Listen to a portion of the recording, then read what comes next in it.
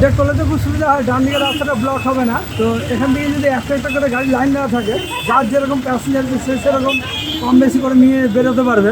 লাইনটা ক্লিয়ার থাকবে। আর উনি যে সিস্টেমটা চালু করেছেন সিস্টেমটার জন্য অসংখ্য ধন্যবাদ ওনাকে।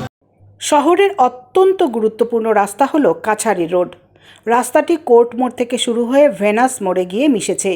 এই কয়েকশো মিটার রাস্তার মধ্যেই রয়েছে একদিকে শিলিগুড়ি আদালত, অদূরেই শিলিগুড়ি পুর নিগম, পাশাপাশি রয়েছে প্রধান ডাকঘর সহ প্রশাসনিক দপ্তর ও সরকারি দপ্তর, এবং সবচেয়ে গুরুত্বপূর্ণ হলো এই রাস্তার মধ্যেই রয়েছে শিলিগুড়ি জেলা হাসপাতাল।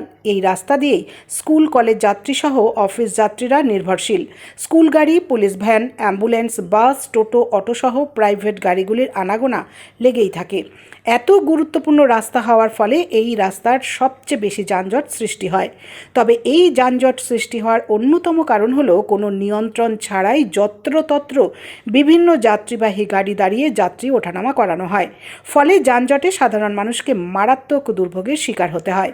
এই সমস্ত দিক লক্ষ্য রেখে সম্প্রতি ট্রাফিক পুলিশের তরফে যানবাহন নিয়ন্ত্রণে ব্যারিকেড লাগিয়ে দেওয়া হয়। এই ব্যারিকেডের ভেতরেই যাত্রীবাহী গাড়ি দাঁড়িয়ে যাত্রী ওঠানামা করা বাধ্যতামূলক করা হয়।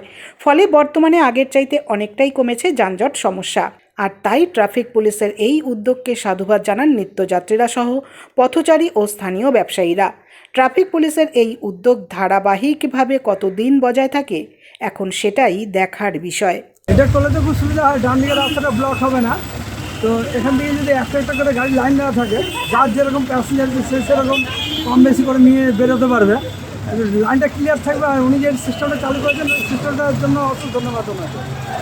আগে অসুবিধা তো যানজট লেগেই থাকতো, ডান দিকে বাসগুলো বেরোনোর সময় অনেক সময় জাম লেগে থাকতো, কি কোনো অ্যাম্বুলেন্স আসছে, কোনো পুলিশ ভ্যান আসছে, ঠিক আছে, ওনারা লাইন ঠিকমতো ক্লিয়ার পেত না। কিন্তু এখন যে সিস্টেমটা করা হয়েছে, তাহলে পুলিশ ভ্যান বলুন, কোনো নীলবাতি গাড়ি বলুন, ভিআইপি গাড়ি বলুন, কোনো জামে পড়বে না। হ্যাঁ, কি নাম আপনার? সুবল দে। সুবিধা হয়েছে, রাস্তাটা পরিষ্কার হয়েছে, তাই না? মানুষ সবার খুব সুবিধা হয়েছে। আচ্ছা, আর